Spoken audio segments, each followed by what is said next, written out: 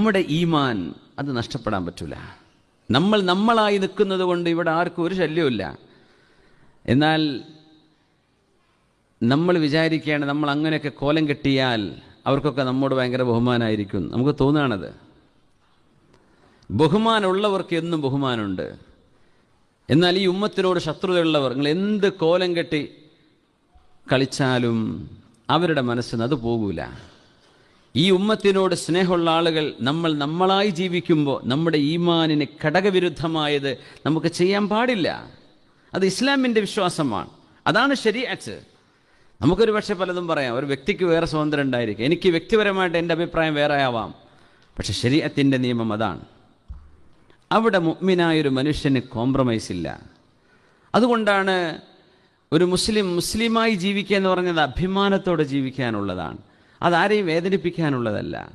നമ്മൾ മുസ്ലിം ആയതുകൊണ്ട് ഇവിടെ ആർക്കും ഒരു വേദനയും വിഷമവും ഇല്ലതാനും. അതുകൊണ്ട് ശ്രദ്ധിച്ച് മനസ്സിലാക്കണം. ആഘോഷങ്ങളാകട്ടെ എന്ത് പരിപാടികളാകട്ടെ, ഒരു മുഅ്മിനായ മനുഷ്യൻ്റെ അഖീദയെ നിങ്ങൾ അടിയറ വെച്ചിട്ടുണ്ടോ, ഇസ്ലാമിൻ്റെ ദായിറയിൽ നിന്ന് പുറത്തു പോകും. അത്രേ ഉള്ളൂ. അത് കുഴപ്പമില്ലാത്തൊരു പൊയ്ക്കോട്ടെ. അത് ഞങ്ങൾക്ക് പ്രശ്നമല്ല, ഞങ്ങൾ അത്രേ മതത്തെ കാണുന്നുള്ളൂ, ഞങ്ങൾക്ക് അത്രേ ഇസ്ലാം ഉള്ളൂ എന്ന് പറയുന്നവർ അങ്ങനെ ചെയ്തോട്ടെ, കുഴപ്പമില്ല. അത് അവരായി, അവരുടെ പാടായി. പക്ഷെ മുഅ്മിനീങ്ങൾ എന്താണിതിൻ്റെ നിജസ്ഥിതി എന്ന് മനസ്സിലാക്കണം.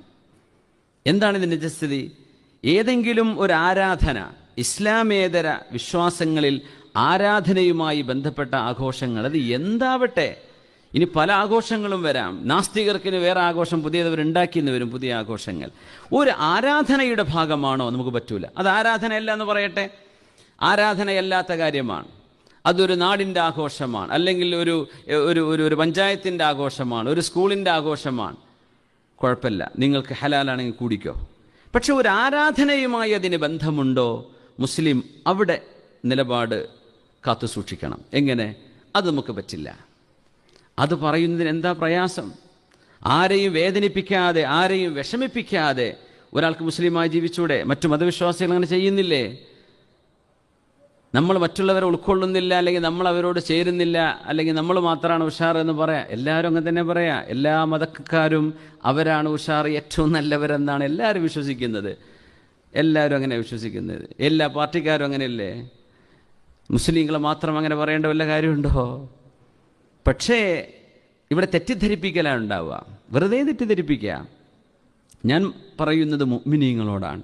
ഇസ്ലാം കുഴപ്പമില്ല, എനിക്ക് വേണ്ട എന്ന് പറയുന്ന ആളുകളോ, അല്ലെങ്കിൽ ഇസ്ലാം എന്താണ് എന്ന് ഇതുവരെ തിരിഞ്ഞിട്ടില്ലാത്ത ആളുകളോ, അവർക്ക് ഇഷ്ടമുള്ളത് ചെയ്തോടെ. അള്ളാഹും റസൂലും പറഞ്ഞു കേട്ട് നടക്കണില്ല. പിന്നെ ഇപ്പോൾ ഞാൻ പറഞ്ഞിട്ട് അള്ളാഹും റസൂൽ എത്രയോ പറഞ്ഞില്ലേ? ആരും കേൾക്കുന്നുണ്ടോ? നമ്മൾ പറയുന്നത് ശരീഅത്താണ്. ഇസ്ലാമിക അഖീദക്ക് ഘടകവിരുദ്ധമായത് നമുക്ക് ചെയ്യാൻ പാടില്ല. മുസ്ലിമാണെങ്കിൽ അള്ളാഹുവിൻ്റെ അടുത്തേക്ക് പോയി നാളെ രക്ഷപ്പെടണോ, നാളെ പോയി ഖബറിൽ കിടക്കണോ? അല്ലാഹു ഇന്നല്ലാഹ മഅൽ മുഅ്മിനീൻ ഇന്നല്ലാഹ മഅൽ മുത്തഖീൻ എന്ന് പറഞ്ഞ അള്ളാഹുവിൻ്റെ മഅയ്യത്ത് ആവശ്യമുണ്ടോ? അള്ളാഹുവിനെ കൂടെ നിർത്തണോ?